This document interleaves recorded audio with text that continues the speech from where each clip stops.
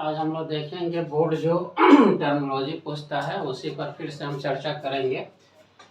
Board पूछ देता है उपयोगिता क्या है। ये इकोनॉमिक्स का बेसिक टर्म है उपयोगिता, यानी यूटिलिटी।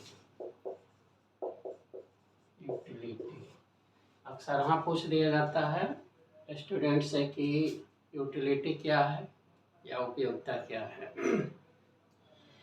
तो सामान्य भाषा में जानिए लो कि वस्तु या सेवा का वह गुण जिसके कारण वह मानवीय आवश्यकताओं की संतुष्टि करता है। वस्तु और सेवा में जो गुण होता है उस गुण के कारण मानव के आवश्यकताओं का पूरा करने की जो उसमें शक्ति निहित होती है वही उपयोगिता कहलाती है। सामान्य भाषा में हम लोग कह देते हैं मानवीय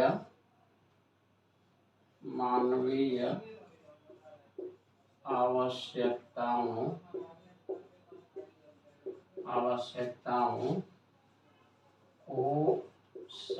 को संतुष्ट करने की शक्ति को उपयोगिता कहते हैं। मानवीय आवश्यकताओं को संतुष्ट करने की शक्ति को उपयोगिता कहते हैं। तो मानवीय आवश्यकताओं की संतुष्टि को कौन संतुष्ट करता है? तो वस्तु एवं सेवा। वस्तु एवं सेवा के माध्यम से ही किसी भी व्यक्ति की संतुष्टि पूरी की जाती है। तो संतुष्टि पूरी करने की जो शक्ति उस वस्तु और सेवा में निहित होती है उसी को हम लोग उपयोगिता कहते हैं। बोर्ड पूछेगा कि उपयोगिता क्या है, तो सिंपल बोल देना है कि मानवीय आवश्यकताओं को संतुष्ट करने की शक्ति को उपयोगिता कहते हैं। और ये शक्ति किस में निहित होती है? वस्तु और सेवाओं में। तो वस्तु और सेवाओं में जो शक्ति निहित होती है जिससे मानवीय आवश्यकताओं को संतुष्ट किया जाता है उसी शक्ति को हम लोग क्या कहते हैं? उपयोगिता कहते हैं।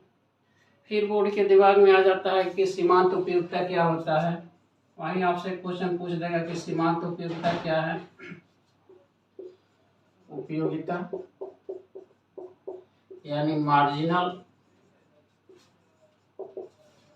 यूटिलिटी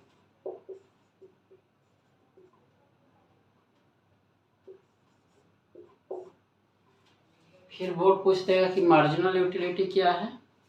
तो सामान्य भाषा में बोला जाता है कि वस्तु या सेवा के अंतिम इकाई से जो उपयोगिता प्राप्त होती है उसी को हम लोग सीमांत उपयोगिता कहते हैं। यानी मार्जिनल यूटिलिटी वस्तु या सेवाओं के अंतिम इकाई से जो प्राप्त उपयोगिता होती है उसको सीमांत उपयोगिता कहते हैं। वस्तु एवं सेवा के अंतिम इकाई के उपभोग से प्राप्त उपयोगिता को सीमांत उपयोगिता कहा जाता है। सीमांत उपयोगिता कहा जाता है।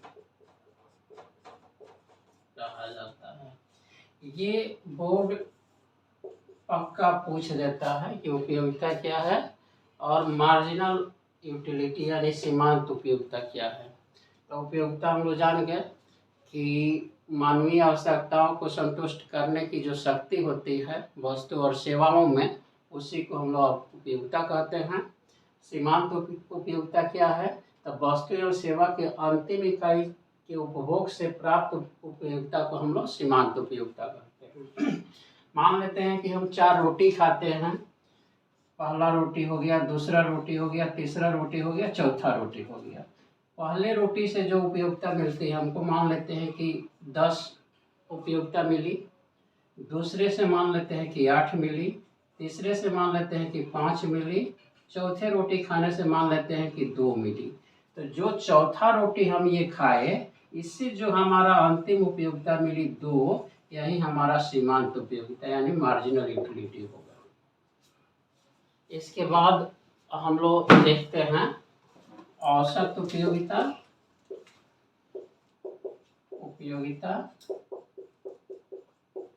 एवं कुल उपयोगिता।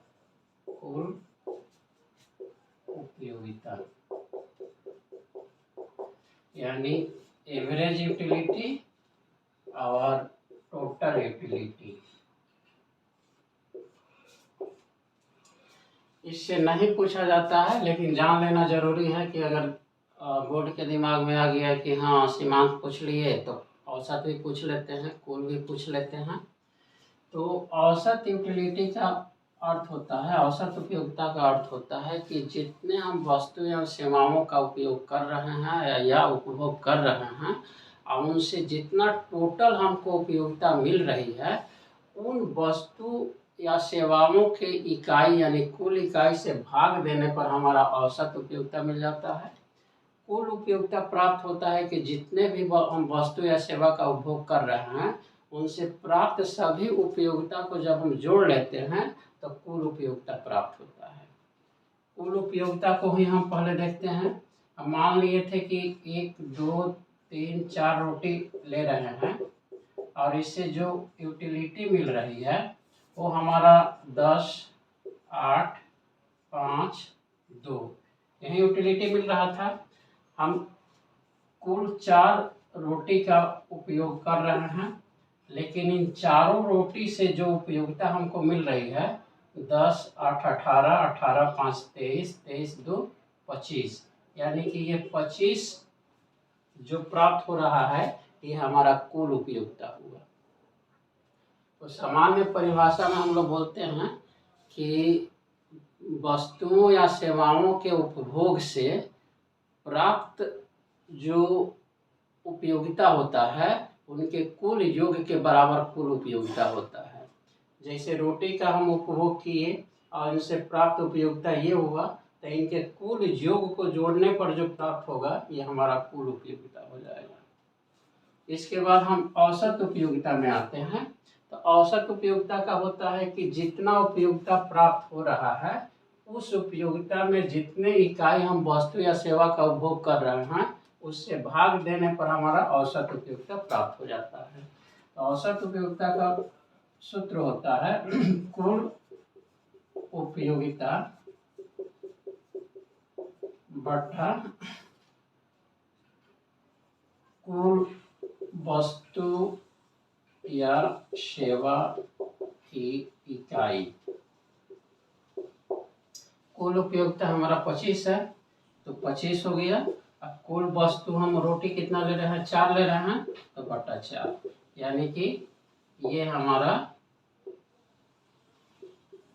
एवरेज यूटिलिटी हो जाएगा।